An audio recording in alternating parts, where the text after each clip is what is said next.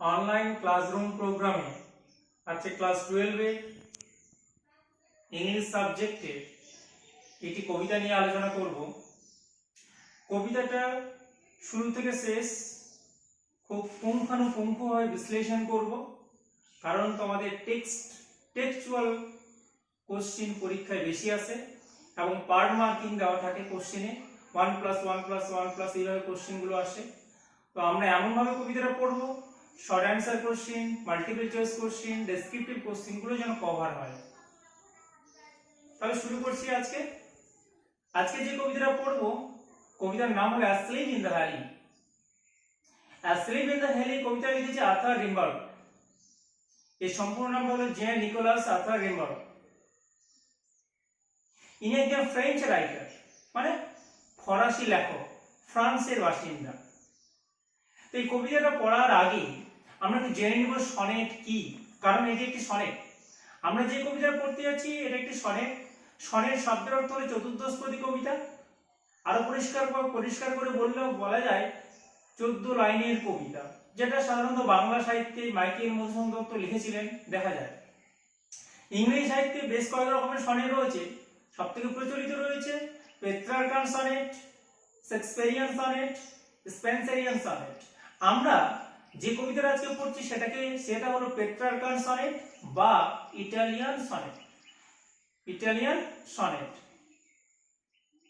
এই সনেট শব্দের অর্থ হলো চতুর্দশপদী কবিতা। ইংলিশে এই সনেট পেট্রার্কান সনেটের দুটো পার্ট রয়েছে। একটাকে বলা হয় অক্টেভ, আরেকটাকে বলা হয় সিস্টেট।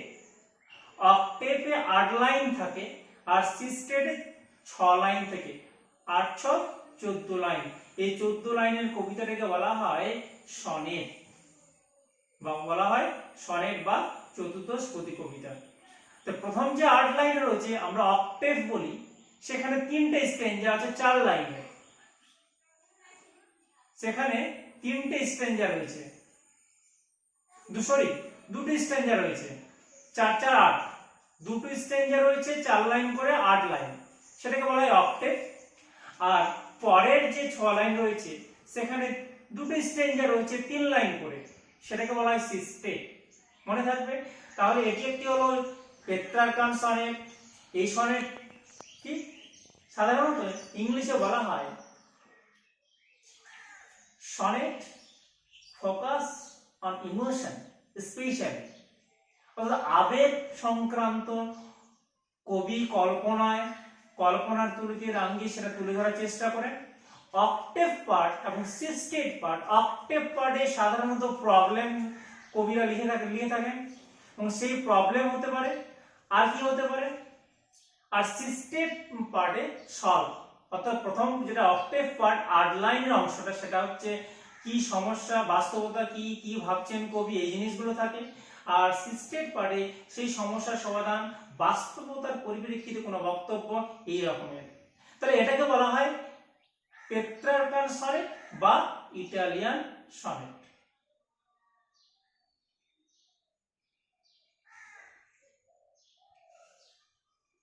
এবার আমরা কবিতাটা শুরু করছি। Asleep in the valley. আগে জেনে নিই কবিতাটা শব্দের অর্থ কি। অ্যাসলিপ মানে হলো ঘুমন্ত, মানে যে ঘুমিয়ে রয়েছে, এটা একটি অ্যাডজেক্টিভ।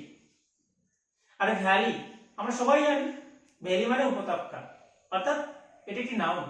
তাহলে অ্যাসলিপ ইন দ্য ভ্যালি মানে উপত্যকায় ঘুমন্ত রয়েছে, মানে এইভাবে। তাহলে কবিতাটা পড়লে আমরা মূল বিষয়বস্তু আমরা বুঝতে পারবো। তো অ্যাসলিপ ইন দ্য ভ্যালি কবিতাটা লিখেছে আর্থার রিম্বার্গ। এবার কবি সম্পর্কে একটু আমরা জেনে নিই। আর্থার রিম্বার্গ মাত্র 37 বছর বেঁচে ছিল। তার জন্ম 20 অক্টোবর 1854 সাল এবং মারা গেছিল 10 নভেম্বর 1891 সাল। তার কবিতাগুলো মূলত 16 থেকে 19 বছরের মধ্যেই সবগুলো বেশিরভাগটাই লেখা। আমরা যে কবিতাটা পড়ছি সেই কবিতাটা মূলত ফ্রান্স রাশিয়ার যুদ্ধকে কেন্দ্র করে কবিতাটা লিখেছিলেন, সেই তৎকালীন সময় 1870 থেকে 1877 এই সময়ের মধ্যে। এখন প্রশ্ন হলো, কবি যে কবিতাটা লিখতেন যুদ্ধকে নিয়ে, মানে যুদ্ধকে সমর্থন করে নয়, যুদ্ধের বিরুদ্ধে। মানে ইনহিউম্যান ক্রুয়েলিটি অফ ওয়ার, অর্থাৎ যুদ্ধের যে নারকীয় খেলা, যুদ্ধে যে অনেক ক্ষয়ক্ষতি হয়, যুদ্ধে যে অনেক সেনা মারা যায়, যুদ্ধের খারাপ দিকটা নিয়ে কবিতাটা লিখেছেন। অর্থাৎ এটাকে আমরা অ্যান্টি ওয়ার পোয়েমও বলতে পারি, অ্যান্টি ওয়ার পোয়েম বলতে পারি এই কনটেক্সটে। অ্যাসলিপ ইন দ্য ভ্যালি কবিতা আমরা দেখব যে এর মূল টেক্সটটা হলো ফ্রেঞ্চ, মানে ফরাসি আর কি। যারা ফ্রান্সে বসবাস করে তাদেরকে বলা হয় ফরাসি, এবং ফ্রেঞ্চ একটা ভাষা। তো ফ্রেঞ্চ ল্যাঙ্গুয়েজে লেখা হয়েছিল, সেটা অরিজিনাল টাইটেলটার নাম হলো লে ডরমুর ডুভাল, যার মানে হলো the sleeper in the valley. The sleeper in the valley এটা নামেও পরিচিত কবিতাটা। পরবর্তীকালে এই কবিতাটার নাম দেওয়া হয়েছে স্লিপ ইন দ্য ভ্যালি। পরীক্ষা প্রশ্ন আসে যে অরিজিনাল টাইটেলের মানে কি, তখন লিখতে the sleeper in the valley. ঠিক আছে, এবার আমরা কবিতাটা শুরু করছি। কবিতার মধ্যে কি রয়েছে তার আগে আমরা জেনে নিই কবি কেন এই যুদ্ধ বিষয়ক কবিতাটাকে নিয়ে কবিতা লেখার চিন্তা ভাবনা করলেন। আমরা কবিতাটা পড়লে দেখতে পাবো তিনটে পয়েন্ট উল্লেখ করেছেন কবি। এক, কবি নিজে একজন সৈনিক ছিলেন, ডাচ কলোনিয়াল আর্মি। কবি নিজে একজন, অর্থাৎ রিম্বার্ট নিজে একজন সৈনিক ছিলেন, নাম্বার ওয়ান। নাম্বার টু, তার বাবা একজন ক্যাপ্টেন ছিলেন, আর্মি ক্যাপ্টেন ছিলেন। নাম্বার থ্রি, ইনহিউম্যান ক্রুয়েলিটি আর ব্রুটালিটি অফ ওয়ার, এই তিনটে পয়েন্টের জন্যই তিনি কবিতাটা লিখেছেন। পাঠকদের বোঝানোর সামনে তুলে ধরেছেন যুদ্ধে কি হয়, যুদ্ধের বাস্তব রূপটা কি। এবার আমরা কবিতাটা পড়তে শুরু করব। কবিতাটার শুরুতেই আমরা দেখব যে a small green valley where a slow stream flows। শুরুতেই আছে কি আছে, a small green একটা শব্দ আছে। গ্রিন মানে কি? সবুজ। গ্রিন মানে সবুজ। এখানে গ্রিন শব্দটা সিম্বলাইজ করছে কি? এনার্জি, ভাইটালিটি, লাইফ, সতেজতা, সজীবতা ইত্যাদি। তাহলে small green valley where a slow stream flows, বলছে যে সবুজ, ছোট্ট একটা সবুজ উপত্যকায় যেখানে কি করেছে ছোট একটা নদী প্রবাহিত হয়েছে। স্ট্রিম মানে ছোট নদী। সাধারণত পাহাড়ি এলাকাগুলোতে পাহাড়ের উপর থেকে যখন ঝর্ণার জলে পুষ্ট হয়ে ধীরে ধীরে নিচের দিকে নেমে আসে যেসব নদীগুলোকে, সেই নদীগুলোকে ইংলিশে বলা হয় স্ট্রিম। তাহলে কি বলেছে, কোথায় নেমে আসছে? সেই ভ্যালিতে। কি বলছে? A small green valley where a slow stream flows, যেখানে নেমে আসছে সেই ছোট্ট নদীটা আর কি। and leaves long stands of silver on the bright grass। সাধারণত পাহাড়ি এলাকায় আমরা দেখব যেহেতু নদীর জলটা ঝর্ণার জলে পুষ্ট, যখন সেই ছোট নদীর জলটা বয়ে আসছে এবং তার যে জলের নিচে যে আগাছাগুলো আছে, সবুজ ঘাসগুলো আছে, ঠিক সেই সময় সূর্যের যে তাপগুলো আছে উপর, সূর্য রশ্মি যখন পড়ছে সেটা রূপালী রঙের মতো লাগছে দেখতে। তাই কবি কথাটা বলেছে and leaves long strands of silver on the bright grass। প্রশ্ন হলো গ্রাসটা ব্রাইট হচ্ছে কেন? কারণ সানলাইটের জন্য, সানরেজ জন্য। from the mountain top stream the sun's rays। কি বলছে? মাউন্টেন টপ মানে পাহাড়ের চূড়া থেকে যেমন নদী নেমে আসে, জলটা যেমন প্রবাহিত হয়, ঠিক তেমনি মনে হচ্ছে পাহাড়ের চূড়া থেকে সূর্য রশ্মিগুলো সেই উপত্যকায় এসে পড়ছে। কবি কল্পনায় এটা দেখছেন, সূর্য রশ্মির রংটা সিলভার, সেটা ভাবছেন। they fill the hollow full of light। কি করে? তারা, দে বলতে হু আর দে বলতে হ্যাঁ the rays of sun, সূর্য রশ্মির কথা বলছে। সেই সূর্য রশ্মিটা কোথায় পড়ছে? উপত্যকায় এসে পড়ছে এবং সেই উপত্যকা ফাঁকা জায়গাটা আলোকিত করছে, ব্রাইট করছে। আমরা জানি সূর্য কি সকল শক্তির উৎস। The sun is the giver of life, the sun is the all source of life, আমরা পড়েছি লাইফ সায়েন্সে। তাছাড়া এমনিও সূর্যের অবদান অনস্বীকার্য। তো বলছে সূর্য যখন এইভাবে আলোকিত করছে, সূর্য রশ্মি পড়ছে, তখন কি মানে কি রকম দৃশ্যটা লাগছে, কবি তার কল্পনায় সেটা আমাদের সামনে তুলে ধরার চেষ্টা করছেন। ফার্স্ট স্ট্যান্ডার্ড, তাহলে ফার্স্ট স্ট্যান্ডার্ডে কি দেখলাম? The beautiful description of nature. First স্টেজে দেখলাম যে ছোট্ট একটা সবুজ উপত্যকা, যেখানে একটা নদী নেমে আসছে পাহাড় থেকে, এবং সেই নদীর জলটা, যে ছোট্ট নদীর জলটা যখন যাচ্ছে, সূর্যের আলো যখন পড়ছে, চিকচিক করছে, সেটা ঘাসগুলো খুব চকচক করছে, এবং ঠিক সেই সময় সেই জিনিসটা কবি কল্পনা করছেন পাহাড়ের চূড়া থেকে যেমন ছোট নদী নেমে আসে, ঠিক তেমনি পাহাড়ের চূড়া থেকে সূর্য রশ্মিটা সেই উপত্যকায় এসে পড়ছে, এবং সেই সানরাইজটা, সূর্য রশ্মিটা বা সূর্য তাপটা সেটা আলোকিত করছে। কোনটা? উপত্যকাটা আলোকিত করছে। আর কি করছে? উজ্জীবিত করছে, সজীব করছে। কবি এই জিনিসটা বোঝাতে চাইছেন। তাহলে ফার্স্ট 4 লাইনে আমরা দেখলাম কি দেখলাম? The beautiful description of nature.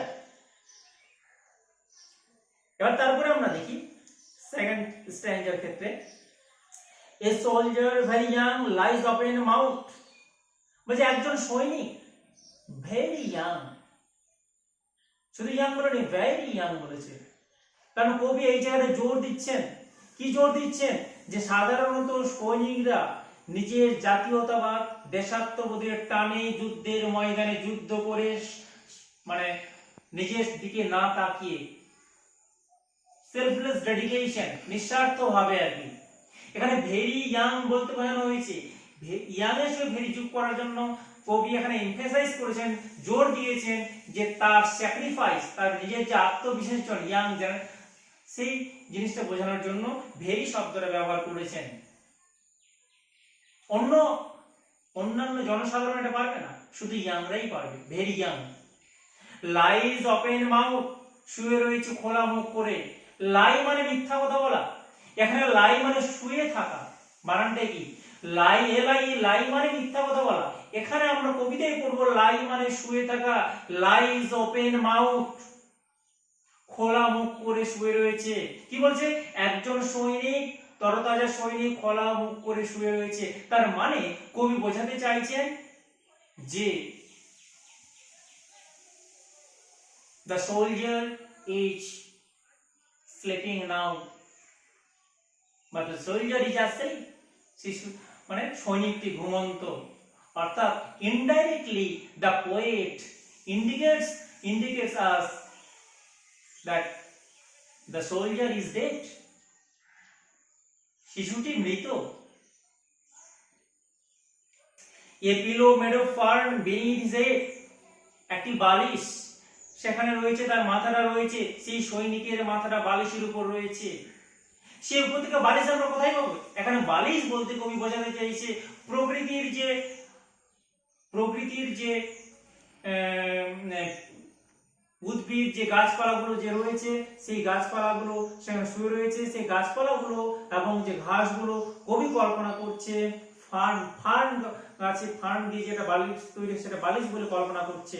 পরীক্ষায় তোমাদের প্রশ্ন আসে যে কবি যে বালিশটাতে মাথা দিয়েছিল সেই বালিশটা কি দিয়ে তৈরি? তখন উত্তর হবে made of fern. Made of fern, এই ফার্ন দিয়ে বালিশ পিলোটা তৈরি হয়েছে। Asleep stays in the heavy undergrowth, pale in his warm green sun-soaked bed. সেখানে ঘুমন্ত রয়েছে, কবি কল্পনা করছে। এবং কি হলো, কোথায় ঘুমন্ত রয়েছে? সেই সজীবতা রয়েছে ঘাসগুলোর উপরে, বড় বড় ঘাসগুলোর উপর শুয়ে রয়েছে, প্রসারিত হয়ে রয়েছে। পেল, বিবর্ণ দেখাচ্ছে, কারণ he is colorless or he is dead. মৃত মানুষকে বিবর্ণ লাগবে, বিবর্ণ দেখাচ্ছে। in his warm green sun-soaked bed, কিন্তু সূর্যের তাপ সেখানে পড়ছে সেই উপত্যকায়, যেখানে সৈনিকটা শুয়ে রয়েছে সেই ঘাসগুলোর উপরে সূর্যের তাপ পড়ছে। সেই সূর্যের তাপে ঘাসগুলো সজীব হচ্ছে, গরম হচ্ছে। আমরা জানি সূর্য সকল শক্তির উৎস, কিন্তু এখানে আমরা দেখছি সেখানকার পরিবেশটা, গাছগুলো, উদ্ভিদ সজীবতা নিয়ে আসছে, সূর্যের তাপে গরম হচ্ছে, কিন্তু সেখানে একমাত্র সেই সৈনিক সেই সজীবতা ফিরে পাচ্ছে না। এখানে আইরনিক্যালি কবি ইন্ডিকেট করছেন সেখানে সৈনিক সজীবতা ফিরে পাচ্ছে না, কিন্তু সৈনিক যেখানে যে বিছানাটাতে শুয়ে রয়েছে সেটা সজীবতা ফিরে পাচ্ছে। এখানে সান সোকড বেড বলতে বোঝানো হয়েছে energy and Vitality of bed, এটা ইন্ডিকেট করছে। অন্যদিকে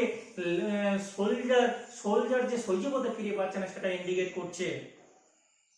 His feet among the flowers, his sleeps, তার পা গুলো কি ফুলের এরকম উপর রয়েছে, ফুলের মধ্যে রয়েছে, সে ঘুমিয়ে রয়েছে। কার পা গুলো? সেই সৈনিকের পা গুলো।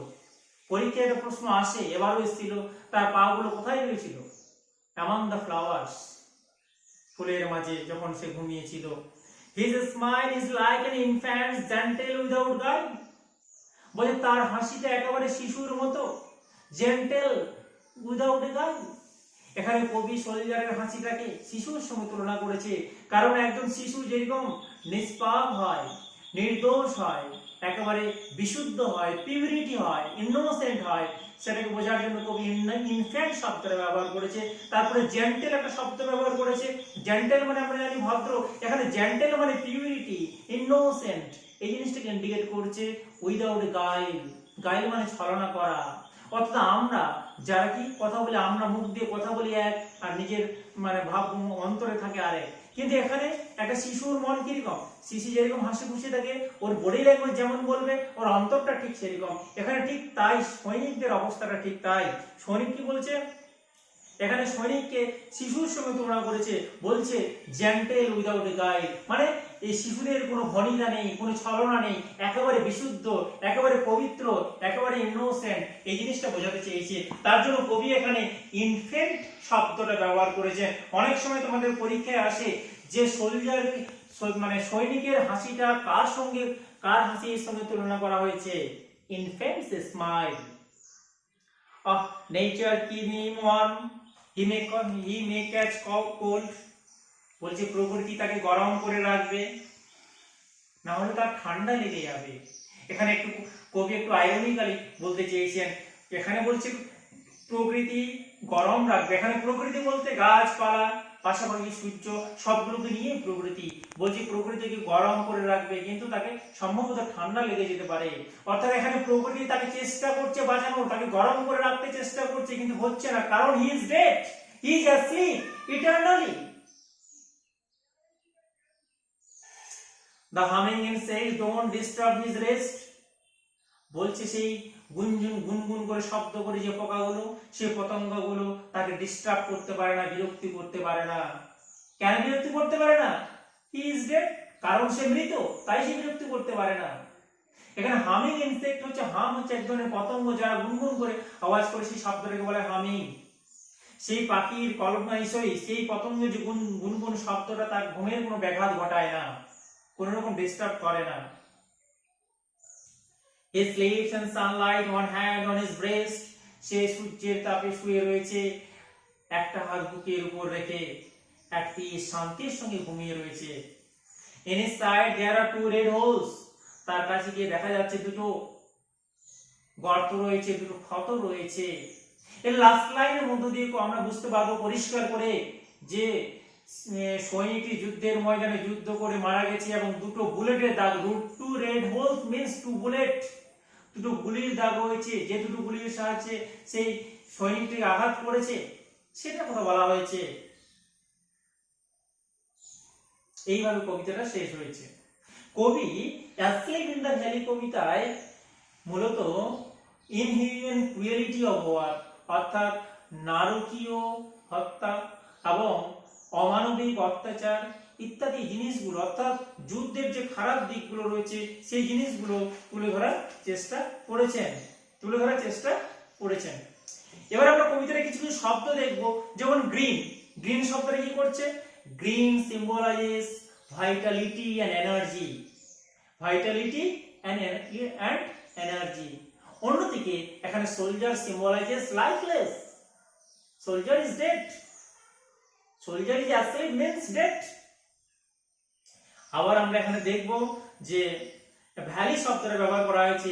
ভ্যালি মানে উপত্যকা আমরা জানি, এখানে ভ্যালি বলতে যেখানে সৈনিকটি ঘুমিয়ে রয়েছিল, শুয়ে রয়েছিল, সেই জায়গাটাকে বলা হয় ভ্যালি। এখানে ভ্যালি শব্দটা কবি ব্যবহার করেছেন এই কারণে যে সাধারণত ভ্যালি কোথায় দেখা যায়? পাহাড়ি এলাকাগুলোতে। তো অনেকগুলো পাহাড়ের মাঝখানে একটা ভ্যালি দেখা যায়, নিচু দেখা যায়, এবং সেই ভ্যালিটা সাধারণত মানে মানে পৃথিবীর অন্যান্য জগৎ থেকে বিচ্ছিন্ন, যেরকমটা সোলজার আমাদের কাছ থেকে বিচ্ছিন্ন, এই অর্থে ভ্যালি শব্দটা এখানে ব্যবহার করেছেন। তাই বলা হয় the sun is the giver of light, sun is the all source of light, ওই জন্য বলছে। আর কি করে? সান রেজ যেটা আছে সেটা সিম্বলাইজ করছে এনার্জি, সেটা ভাইটালিটি, যেটাকে সজীব করে। কি কাকে সজীব করে? ন্যাচারাল অবজেক্টকে সজীব করে, এক্সেপ্ট সোলজার। সোলজারকে করতে পারে না, কারণ সোলজার ইজ ডেড। তাহলে এখানে আমরা পড়তে পড়তে কতগুলো জিনিস আমরা দেখবো, যে কতগুলো উদ্ভিদ পাবো, পতঙ্গ যেমন আমরা পাচ্ছি হামিং ইনসেক্ট, উদ্ভিদ পাচ্ছি কি ফার্ন পাচ্ছি, গ্রিন গ্রাস পাচ্ছি, ভ্যারাইটিস অফ ফ্লাওয়ার পাচ্ছি, আর কি পাচ্ছি? আন্ডারগ্রোথ পাচ্ছি। আন্ডারগ্রোথ মানে বড় বড় আগাছার নিচে আগাছার ধরনের উদ্ভিদ আর কি, ইংলিশে বলা হয় বুশেস এন্ড শ্রাবস। আন্ডারগ্রোথ শব্দ বুশেস এন্ড শ্রাবস। তাহলে এই জিনিসগুলো পাচ্ছি। কোন জিনিসগুলো? Green grass, fern, trees, varieties of flowers, undergrowth, humming insects ইত্যাদি, এই জিনিসগুলো আমরা পাচ্ছি। এই জিনিসগুলো আমাদের ভালো করে অত্যন্ত যত্ন নিয়ে আমাদের পড়তে হবে। কবিতাটা আমরা পড়লাম, বিটুইন দ্য লাইন্স পড়লাম, বোঝার চেষ্টা করলাম। কবিতাটার কারো যদি কোনো রকম সমস্যা হয়, কোনো শব্দের অর্থ, কোনো প্রশ্ন, তাহলে আমার কমেন্ট বক্সে কমেন্ট করো, আমি চেষ্টা করবো সেটা সলভ করে দেওয়ার। কবিতাটা আমরা যখন বাড়িতে পড়বো তখন একেবারে প্রথম লাইন থেকে শেষ লাইন খুঁটিয়ে পড়তে হবে, প্রত্যেকটা শব্দ পড়তে হবে এবং প্রত্যেকটা লাইন বুঝে বুঝে পড়তে হবে, এটা পড়তে হবে। আর কি পড়তে হবে? যে সনেট, পেট্রার্কান সনেট কাকে বলে, এটা আসো, হোয়াট ইজ সনেট, এটাও আসতে পারে, হোয়াট ইজ পেট্রার্কান সনেট, এইভাবে আসে। তো যখন সনেট লিখতে যাবে তখন অবশ্যই তোমাদের ইটালিয়ান সনেট লিখতে যাবে অক্টেভ, সিস্টেট, এই কথাগুলো অবশ্যই লিখতে। কত লাইনে কত, যেটা একটু আগে বললাম, অক্টেভ হচ্ছে 8 লাইনের, সিস্টেট হচ্ছে 6 লাইনের।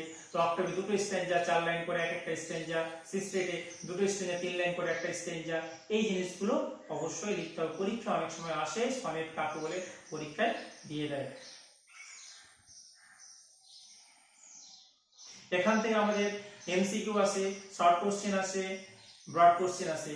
এবার যেরকম ব্রড কোশ্চেন এসেছিল এই লাইনটা থেকে, the humming insects don't disturb his rest, the humming insects don't disturb his rest, এই লাইনটা থেকে প্রশ্ন এসছে। এবার কি আসছে? যে অবজেক্টিভ, মানে কে রেস্ট নিচ্ছে, কোথায় রেস্ট নিচ্ছে, তারপর বলছে হামিং ইনসেক্টস কেন তাকে ডিস্টার্ব করতে পারবে না, এই ধরনের প্রশ্নগুলো এসছে। এটা ব্রড কোশ্চেন এসছে। অবজেক্টিভ প্রশ্নগুলোর মধ্যে এসছে টু রেড হোলস বলতে কি বোঝানো হয়েছে? টু রেড হোলস মিন্স কি? Two wound, two bullet wound, এই তো, এটা এসছে মাল্টিপল চয়েস কোশ্চেনে। আবার এসিকিউতে এসছে তোমার সৈনিকের পা গুলো কিসে ঢাকা ছিল, অ্যামাং দ্য ফ্লাওয়ার্স, সেটা এসছে। এইভাবে আমাদের টেক্সটটা একটু বুঝে বুঝে পড়তে হবে, ঠিক আছে? কারো যদি কোনো সমস্যা থাকে তাহলে অবশ্যই আমার হোয়াটসঅ্যাপে অথবা কমেন্ট বক্সে কমেন্ট করবে, লিখে কমেন্ট করবে, আমি সেটা সেখানে ক্ল্যারিফাই করে দেব, ভালো করে ক্ল্যারিফাই করে দেব। তাহলে আজ এই পর্যন্তই। তোমরা ভালো করে পড়ো আর ভালোভাবে থাকো, সুন্দর করে পড়াশোনা করো, এগুলো আজকে শেষ করছি।